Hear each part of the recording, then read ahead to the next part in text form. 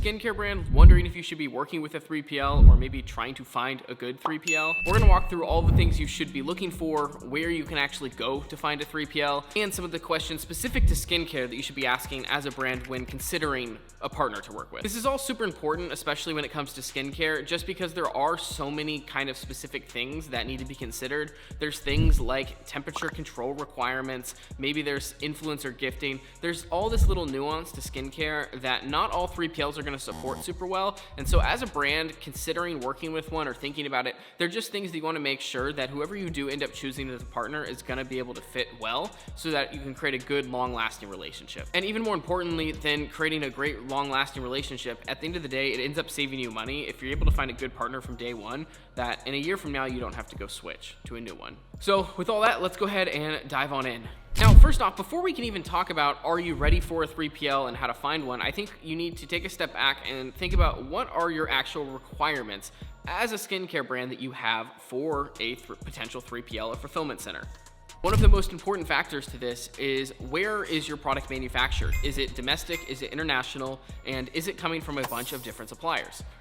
Location is never make or break, but it's definitely a consideration when thinking about who you're going to work with and where they might potentially have locations. And so at least understanding and mapping out, okay, we source SKU A from here and SKU B from here, I think is a helpful exercise just before you even go start talking to them to understand where your product's coming from to get a better idea of the overarching supply chain. Secondly, do you have specific storage conditions? Meaning, is there certain humidity levels that you need to stay within? Is there certain temperature requirements?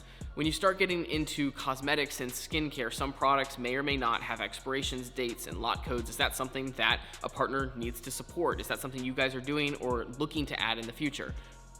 And another thing you should be thinking about is the packaging and branding. I know in our experience running the 3PL, most of the skincare brands we've worked with have run pretty in-depth either gifting or influencer programs where they need really custom packaging. Maybe they're doing custom packaging for all of their orders. It's usually almost always something we get asked for, and so making sure to ask those questions up front and understand and map out what you as a brand are going to want, even if it's not right now, but maybe 6 months, a year in the future from now, so that when you get to that point, you're not going to your provider and they're like, oh, well, we can't do this. This is just something why you want to be brainstorming and really thinking about what are your wildest dreams that you may potentially want to ask for in the future, and write all of these down so you can present them to that 3PL in the first place. Now you're probably wondering, who am I and why do I know anything about this? Well, my name is Brennan and I own and operate a 3PL with a location in both Portland, Oregon and Washington, DC. I started an e-com brand 10 years ago and have been selling stuff online, and only recently in the last 4 or 5 years, I spend most of my time now running a 3PL for growing e-commerce brands. And so my goal with this video is really to just give as much information out, having both been on the brand and the 3PL side, about how both parties are going to interact and how the process works, as well as some of the things you can be looking out for to set yourself up for success when working with an e-com fulfillment center. So with all that said, let's go ahead and jump into the fun part. Are you even ready for a 3PL? As a brand, you hear the term 3PL thrown around all the time, but in the context of e-com, we're basically an e-commerce fulfillment center. So you send us your product, it goes into our warehouse, we get your orders and we ship them out as they come in. So how do you know if you're ready to even work with a 3PL? Well, as a brand, the benchmark I normally give people is if you're shipping more than 200 to 300 orders a month, you likely are at least a candidate to work with a 3PL. Now, that's not always the case, and there are exceptions to this, because I know that we have worked with startup brands that have started with 0 orders on day 1, and we're like, hey, we just want our stuff in a 3PL. We never want to deal with the fulfillment. And so those are a little bit of a case-by-case scenario, but it is something that I know at least support. So let's say you are shipping that volume. You're shipping 300 plus orders a month. How do you know if you're ready to make a transition from shipping the packages yourself to actually moving to a 3PL? Well, there's a couple main considerations. Is just your time and how much time are you spending every day shipping those packages. 300 orders a month is about 10 to 15 a day. And so it's probably taking you anywhere from 30 minutes to an hour a day to ship those. This doesn't include spikes for holiday or rush or sales or anything like that. And so it just comes down to like, how much time do you want to be spending on that? And then also the one other really interesting thing with 3PLs is because 3PLs have so much shipping volume, they're typically able to get cheaper pricing than even you could go get in your own ShipStation or your Shopify rates. And so there's a lot of times when we bring customers on, they end up cutting a bunch of costs just because our rates are so much cheaper than what they could go get themselves. Another big reason I see a lot of brands move to a 3PL has to do with the storage, especially for skincare where you might have 10, 15, 20 different SKUs, sometimes even hundreds depending on if you do a bunch of shades or whatnot. That's a lot of storage to keep. Most people can't get small spaces and keep hundreds and hundreds of pallets in them. And so that's the other kind of big reason I see people move to 3PLs, is just kind of having this like unlimited storage, because they can just keep sending stuff and not have to worry about, oh, we're gonna have to like start stacking pallets, or do I need to get a forklift? How does that all work? Just the convenience of knowing you can send it to an address and it's gonna be dealt with is another kind of huge factor, and one of the reasons I see people move to 3PLs. Like we kind of already talked about too with the order volume, another reason people are moving has to do with spikes in volume. Well, if you're shipping 5, 10, 15 orders a day, great. One day you might have 500, right? Let's say you have a big Black Friday sale. Well, now you've got a real problem, because you're 500 orders deep. You're used to shipping 10, 15 a day. You could probably sit in there for extra hours and get through that, but it's gonna take a couple days. Now you're backlogged, especially during a peak time like that. Your efforts need to be spent on the marketing and the rest of the business, not on the logistics and just making sure the existing orders get out. And so that's really another reason I see a lot of people kind of err on the sides of moving towards a 3PL. Not to mention all of the overhead costs that us as a 3PL eat that most people are probably never aware of. There's everything from, you have all of the HR of managing our employees, our warehouse leases, which are on at least 3 to 5 year minimum leases. We have to buy the printers, the scales, the computers, the software that runs the warehouse and prints the shipping labels, manage the integrations with those carriers and those relationships to make sure we're getting good rates. There's all these things that aren't necessarily built into the cost structure when you're coming from a brand, because you're typically going to get charged like a pick and pack fee and a storage fee and a postage fee. But all the other things that are kind of happening behind the scenes that if you were running your own warehouse, you would have to deal with, you never even really know are happening. And so I think it's always important to mention, to understand, especially when getting pricing and talking to 3PLs, that there are these things going on in the background that you're probably never even aware of unless you've run your own fulfillment. So let's say, given all of those factors and things to think about, you're like, great, I actually do think we probably are going to be a good candidate for a 3PL. Now you're like, how do I actually find one? There's no right answer for how to do this, but just my recommendations in order of how I would go about doing it. First off, I'm asking for referrals. I'm talking to other friends in the space that might be working with 3PLs, maybe Facebook groups or Slack groups that are specific to your kind of e-com world, or that are specific to your side of e-com. I typically find that 3PLs via referral end up being the best partners, because if you just go on Google and search for 3PLs, you're going to get the same 5 to 10 3PLs over and over and over. And the reality is they're just spending more to rank on Google than everyone else, but it's not in any way indicative of quality of service or pricing. So maybe you can't get a referral, or maybe you only get 1 or 2 referrals to a 3PL. At least start having those conversations and working out getting a pricing sheet and all of that. But where else would I be looking? I think Reddit is always a good place to look. I know that when I was on the brand side of things, we actually talked to a couple that we had found through Reddit and other people's experiences on there. And then also just looking locally around where your manufacturers or co-packers are. And there's a couple reasons for that. Number one is it's great if things are close, right? If your co-packer's right down the street from your 3PL, then fantastic.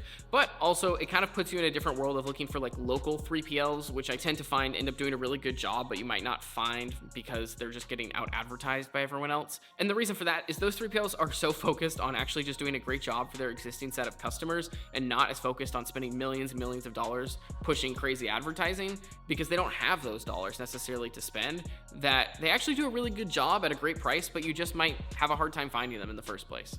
There's also services out there that will match brands with 3PLs, which I've seen tons of success stories, and we've even gotten a couple customers through those sorts of things.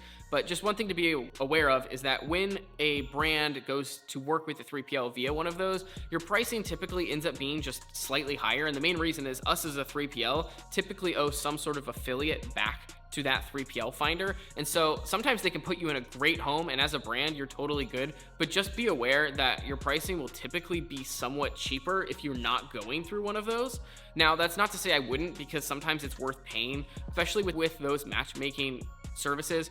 I know that sometimes if you're a really specific brand looking for one thing or another, they will actually do a really good job, because they have a directory of, 1,000 3PLs and have all these different attributes on them that no one else is going to have. And so totally situational, but just something to keep in mind that if you are working with one of them, your pricing is probably going to be slightly different than if you just found them on your own. So those are just a couple of the different ways I would go about actually looking to find a 3PL to even have that initial conversation with. So let's say you've maybe found a couple and now you're like, okay, who do I actually want to work with?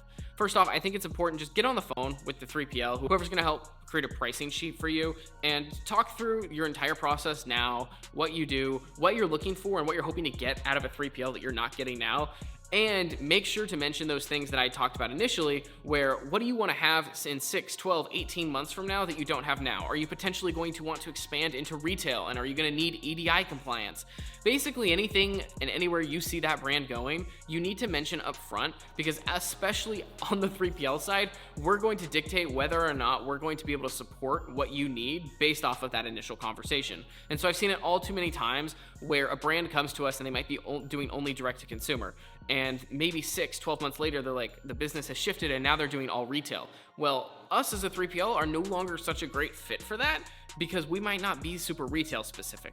And so it just depends scenario to scenario, but it's always important to lay everything out that could happen. And you don't know what's going to happen. Things change for sure, but just preventatively, if you're able to give as much information as possible to where you see the company going and growing and how you're going to do that, I think it's always really helpful to give as much information as possible to end up saving yourself money down the line.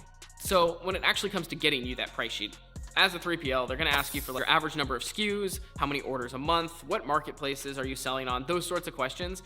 And you as the brand, I think, should always go back and say, hey, here's 30 days of shipment history. Can you actually take your pricing model and apply it to this? And the reason for that is every 3PL prices things so differently. Their pick and pack fees are different. Their postage fees are different. The way they calculate storage is different. And so if you're able to go and say, hey, can you apply my last 30 days of order history to this? First off, it's going to make the 3PL put in just a minor bit of effort. It's really not that much, and I can tell you that because on the 3PL side, almost all of us have built tools to actually do this pretty effectively. And secondly, as a brand, you're able to say, okay, 3PL A, B, and C, their pricing sheets are totally different. 3PL A looks way cheaper than 3PL B, but on a 30-day, 3PL B is cheaper. And so you're able to kind of dig in and figure out, where are those fees coming in? Are there hidden fees you're not noticing? Are there monthly account management fees, minimums, things like that, that all need to be considered? And I mention this only because I've found that at the end of the day, most of the 3PLs, whether big box or boutique, are all kind of about the same price. There's definitely some variance depending on location and quality of service, but they all generally fall somewhat in the same range of pricing, and that's not always easy to see off of just a pricing sheet. Another thing I always recommend is ask to speak with a current or an existing customer of someone in a similar area. And the reason for this is it's always helpful to get an understanding of, are they happy with the communication, the overall experience, the inventory management? How has all that process been to someone specific to the sorts of things you would be dealing with? As well as another thing I always like to ask on those reference calls is, are you happy with the billing? And sometimes the billing can be a real nightmare to dig into and understand what is being charged what. And so understanding if an existing customer is happy with how they're being billed, that's usually a giant green thumbs up, green flag. So definitely something to ask. Another thing I would be asking that 3PL too is like, hey, here's how we're doing this, because you're going to talk through that on that initial call. Are there ways you might be doing things better? And the reason I say this is I know from personal experience on the 3PL side, we've worked with a skincare brand and then onboarded another one. And during onboarding, we're able to say, hey, like actually, if you change your packaging in X, Y, or Z way, then we're actually going to be able to save you a bunch of money in postage fees, as well as maybe more efficient ways to pack things like glass or special kind of containers. And so I think it's always worth asking, because part of what you're paying for with the 3PL is the expertise of shipping and having done this for years with similar products. So those are a lot of the things that I'm thinking about, but really more importantly than anything is just making sure you have good communication with that 3PL and making sure that is reflected. It's typically pretty indicative of the experience you would have working once your stuff is at the 3PL and you're working with them, making sure they're people that you enjoy working with and see a long-term partnership with. And like I said, cost is usually, if not always, the most important factor, but just understanding that, make sure to get that 30 days of data, understand what your all-in cost is going to be before trying to compare price sheet to price sheet. And once you've all done all that, you can basically rank them on those factors and end up deciding who you end up wanting to work with. That's just kind of how I would go about doing it. Again, this is just from doing this a couple times and having worked with a bunch of 3PLs as well as being one. But those are the things that, especially specific to skincare, I would be thinking about. If you are a skincare brand looking for fulfillment, feel free to check out our website below. We ship for a bunch of other skincare brands, like I mentioned, both men's and women's, and have done all sorts of crazy projects for anything from bottling to custom influencer packaging to handwritten notes, and anything you could imagine we've probably done when it comes to skincare. So if that's something you're looking for, feel free to check out our site, and I will probably personally be the one getting back to you. So with all that said, hopefully this video was helpful. And if it was, give us a like and a subscribe below. It helps the channel out. And if you got any questions, feel free to drop them below and I'll answer them in a future video. And until then, happy shipping.